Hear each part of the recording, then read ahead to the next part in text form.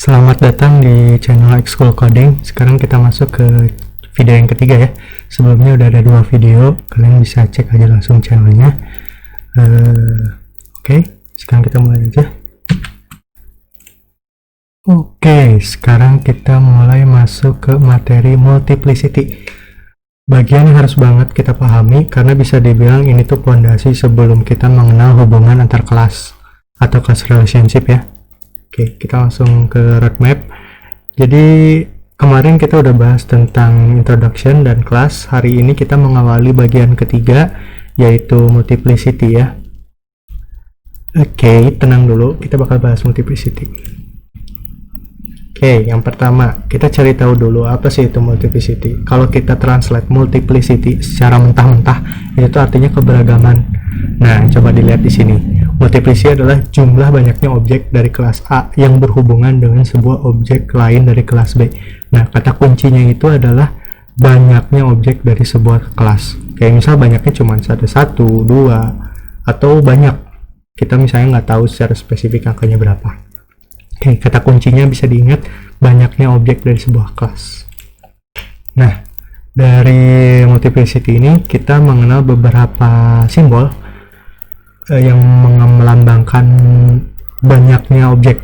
Kayak misalnya ini ada 0, artinya tepat 0, 1 tepat 1, bintang artinya banyak, atau biasa disebut many, 0 titik-titik bintang berarti antara 0 sampai banyak, 1 titik-titik bintang, 1 sampai banyak. Kita juga bisa menambahkan kalau misalnya objeknya udah jelas banget, misalnya objek mahasiswa cuma 2 orang, ya udah berarti tulis aja 2, itu berarti tepat 2, kayak gitu. Oke, dari multiplicity tadi ada relationship yang biasa disebut kardinalitas. Kalian bisa searching di Google kardinalitas. Nah, di antara itu ada 3 jenis: one to one, satu ke satu, one to many atau many to one, yaitu sama aja, sama many to many. Oke, yang pertama one to one. Setiap kelas A dapat berelasi dengan paling banyak satu kelas B. Demikian juga sebaliknya. Jadi kelas A cuma punya 1, kelas B cuma 1, dan mereka saling berhubungan. Sedangkan one to many, setiap kelas A dapat berelasi dengan banyak kelas B, tetapi tidak sebaliknya. Kayak gitu. Misalnya satu objek A, dia bisa berhubungan sama objek 1 dari B, objek kedua dari B, objek ketiga dari B, dan seterusnya. Yang ketiga, ada many to many. Many to many itu setiap kelas A dapat berelasi dengan banyak kelas B, demikian juga sebaliknya.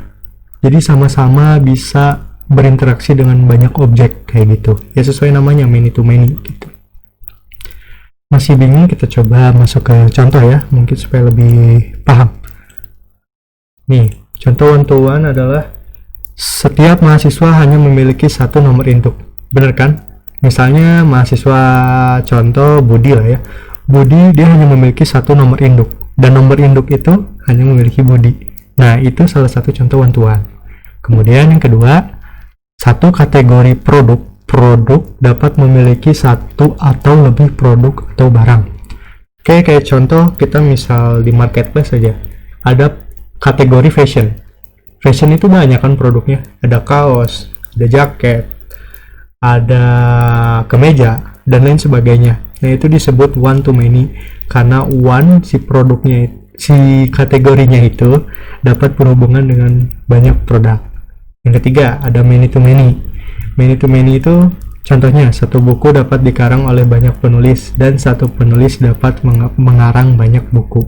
Ya, contoh ada satu buku itu penulisnya bisa 3, dan satu penulis itu bisa menulis lebih dari 1 buku. Ya. Oke, sekarang kita mau ilustrasiin implementasi software di UML-nya itu seperti apa, bentuk kelas diagram itu kayak gimana. Langsung aja kita pakai ilustrasi yang tadi ya. Nih, mahasiswa sama nomor induk dia tepat 1. Kita bisa lihat tandanya tepat di mahasiswa 1, nomor induk 1. Itu one to one. One to many, kita lihat kategori dia disimbolkan dengan angka 1, sedangkan produk many bisa 1 atau lebih gitu, 1 titik-titik bintang. Yang terakhir ada many to many, kita bisa lihat ya, 1 titik-titik bintang dan 1 titik-titik bintang. Oke, cukup jelas ya. Oke, mungkin sekian materi tentang multiplicity. Semoga bermanfaat buat kita semua. Nah, ini ada sedikit apa ya, pemacu buat kita semangat terus belajar. Bayangin di saat teman-teman kamu udah bisa berhasil, sedangkan kamu belum. Gak mau kamu kayak gitu. Yuk jaga semangat belajarnya. Kita belajar bareng-bareng. Karena dengan usaha pasti kita bisa. Oke, sekian dari saya. Mohon maaf apabila kesalahannya. Segala kritik dan saran silahkan di komentar. Terima kasih.